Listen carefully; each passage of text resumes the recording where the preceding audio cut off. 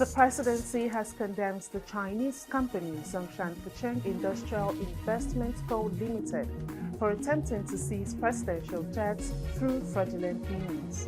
Hi, welcome to What's Happening, where we bring you the latest news from around the world.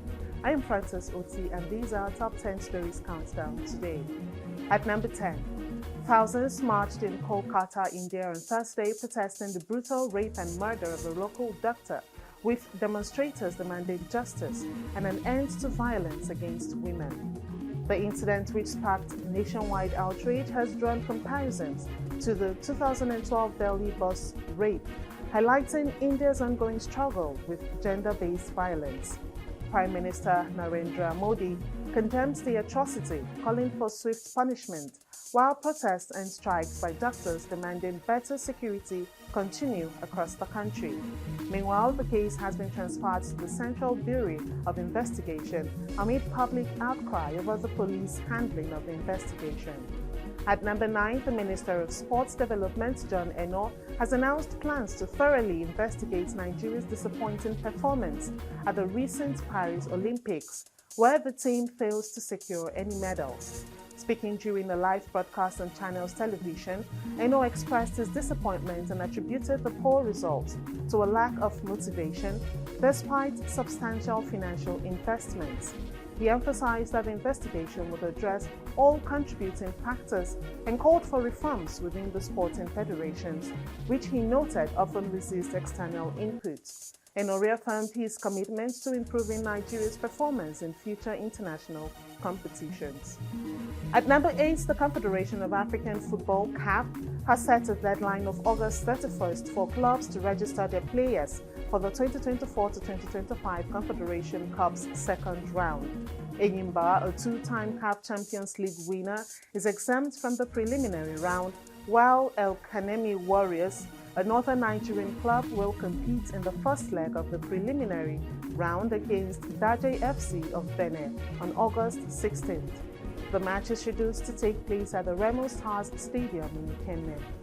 At number 7, President Bola Tinubu and Equatorial Guinean President Teodoro Mbasogo signed an agreement on the Gulf of Guinea pipeline project on Wednesday in Malabo, solidifying their partnership for mutual development. The agreement, which covers various aspects including legislative measures, pipeline ownership and gas transit, aims to enhance gas exploration and create employment opportunities. During a private meeting, both leaders discussed issues such as conflict resolution, food security, and the African Continental Free Trade Area. The agreement is seen as a strategic move for Africa's development, with both nations committed to deepening cooperation across critical areas. At number 6, police officers under the auspices of concerned police inspectors in Nigeria on Thursday visited the Correspondence Chapel of the Nigeria Union of Journalists, Uyo, Akwa Ibom State, to protest non-payment of 11 months' salary arrears. The officers, drawn from different police formations, lamented that their crime-fighting morale had been dampened by the police authorities' non-commitment to their welfare. The officers, who noted that there were about 1,500 officers promoted from Inspector 11 to 1, appeals to the IGP, Kayode Ebetokun, to use his officers to effect the payment for the affected officers to address the harsh socio-economic realities on their families. At number 5, the National Judicial Council has recommended Justice Kudirat Kekere-Ekun as the next Chief Justice of Nigeria. The recommendation was made in an impromptu closed-door meeting initially slated for Friday, but brought forward to Thursday in Abuja. The NJC also made recommendations for 27 others as judges of the State High Court. The outgoing CJN, Justice Olukayode Ariwola, will bow out of the bench on August 22nd, having attained the mandatory retirement age of 70. At number 4, Nigeria's headline inflation rate decreased to 33.40% in July 2024, down from 34.19% in June, marking the first decline since December 2022. This 0.79 percentage point drop reflects a slight easing of inflationary pressures, according to the National Bureau of Statistics.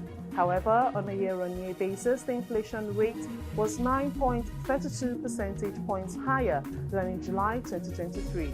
Despite the monthly decline, inflation remains significantly elevated compared to the previous year. At number 3, the National Association of Nigerian Nurses and Midwives, Lagos State Chapter, has strongly denied a recent media report alleging that healthcare workers demand bribes before providing services in Nigeria.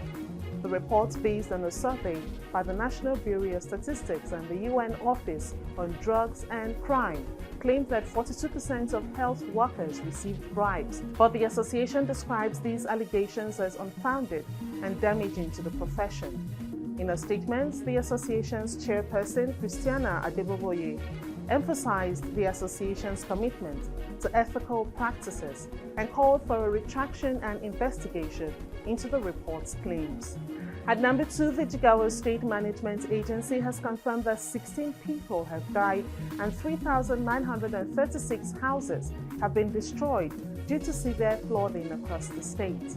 The disaster, which has also submerged 2,744 hectares of farmland, affected 10 local government areas following torrential rainfall since the start of the 2024 rainy season. The fatalities were caused by building collapses, drowning, and canoe accidents. The agency said it has provided temporary shelter and relief materials, including food and blankets, to those displaced by the flooding. Finally, at number 1, the Presidency has condemned the Chinese company Zhongshan Fucheng Industrial Investment Co. Limited for attempting to seize presidential jets through fraudulent means. The company had secured the Paris court order to seize the aircraft amid a legal dispute with Ogun State over a failed investment deal from 2007.